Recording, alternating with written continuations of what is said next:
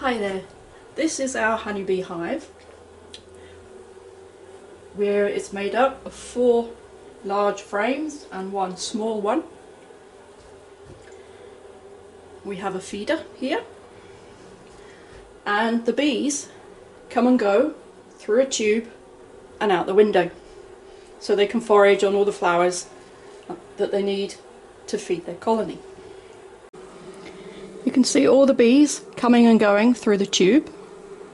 Some of them are stationary and they're vibrating their wings, fanning.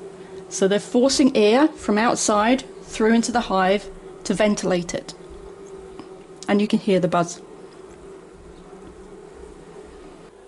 Many ask how many bees we have in here. It's only a small colony of the 4 frames. So possibly maybe 5,000 bees. Have sugar water here, which they can feed, substitute, because it's a small colony and maybe they can't always get out because the weather's cold or wet, to get enough forage to feed all the larvae that are in here. I'm just going to show you a bit closer up.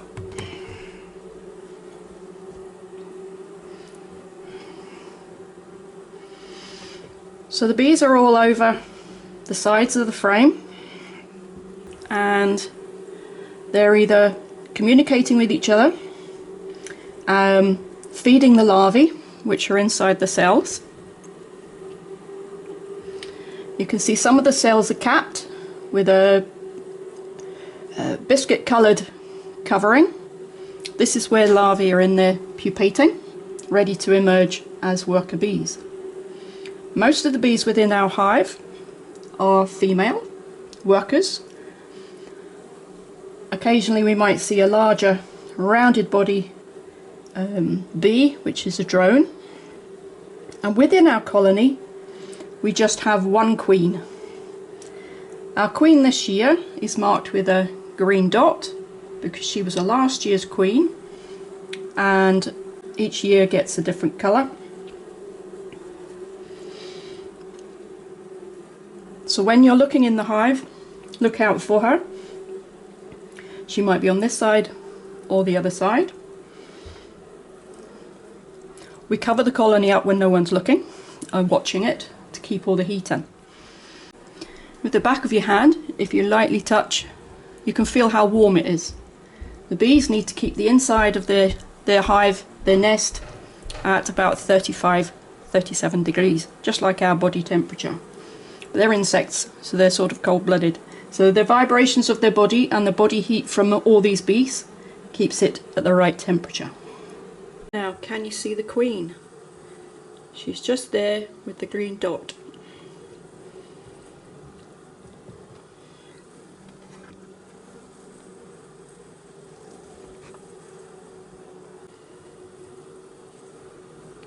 If you watch closely, there will often be a ring of bees looking inward towards her, and as she moves through the colony, all the workers in that area will move towards her in order to groom her, feed her as she needs it, as she works around her way around the frames to find empty cells in which to lay eggs. In the peak of the summer, a good queen will probably lay between 1,000 and 2,000 eggs in a single day. On this side of our hive, I've left a little bit too much space on this side, so the bees have more space on this side than the other side. And because the space has been created that is larger than about 9 millimeters, the bees have decided that there should be space for more comb. Hence they've put this brace comb against the window. A little bit of a nuisance for me, however, it does show you the cross section of the cells in which the bees lay eggs. The queen lays her eggs, and in some of them you can see some honey stores within the cells. They're starting to make a new set of brace comb, and they cluster and they produce wax from glands within the abdomen of their body, under the scales, tiny wee flecks, a bit like dandruff, and they mould it to make all the wax themselves. We have a few examples of comb. This is a piece of comb that's taken off another hive. The cells are slightly bigger than some of these others, and these are drone combs for the males, because they are a bit bigger and need a little bit more space when they develop. But you can pick it up and you can feel how light it is. It's a very light structure, but very strong. Also have the remains of a queen cell. This came from another hive. But when they want to make a new queen, they make a special cell that hangs downward like a peanut, hanging peanut, and they feed that larvae within that cell just royal jelly and nothing else, which is really protein rich and makes her grow much quicker and bigger than a worker bee, and therefore she develops into a queen. Whereas worker bees are fed a mixture of pollen and honey called bee bread, which makes them grow into workers. The colony decides if and when they need a new queen.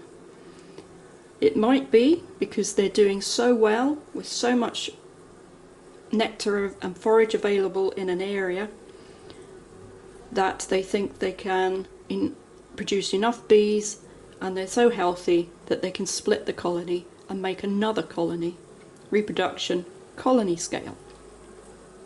Whereas the queen is always replacing the workers with new eggs and new larvae all the time.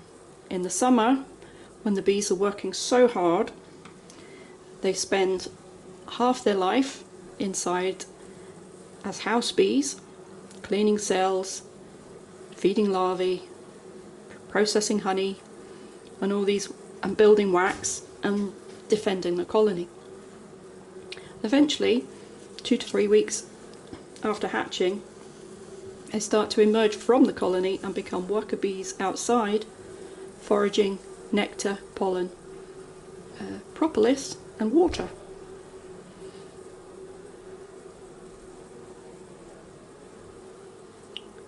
They possibly live only up to 6 weeks during the summer, and therefore the reason why she lays so many eggs to replace all those workers.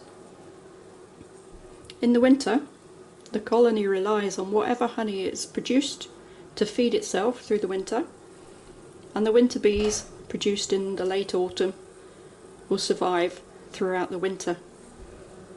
They'll have to do less work and fly not as far through the winter, and therefore survive and make sure the colony starts reproducing and feeding larvae in the spring, ready for the summer ahead.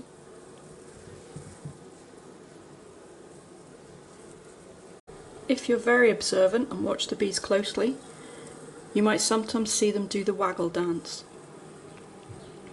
This is them communicating after they've found some good forage and good flowers, telling bees within the colony that there's a great source out there and where it is. So they'll waggle their bottoms, moving across the comb, and then turn, often in a figure of 8 if it's more than about 100 meters away, and wiggle again. The direction of that wiggle and how vigorous they wiggle their bums determines how much energy a bee has to exert in order to get to that forage.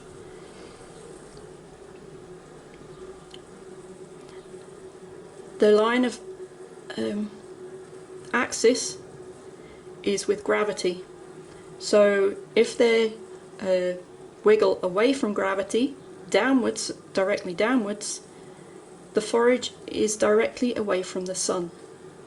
If they go directly up, the forage is directly towards the sun, and they're sort of various angles away depending which wiggle they start and move to. When we finish watching, we will cover them up again to keep the heat in.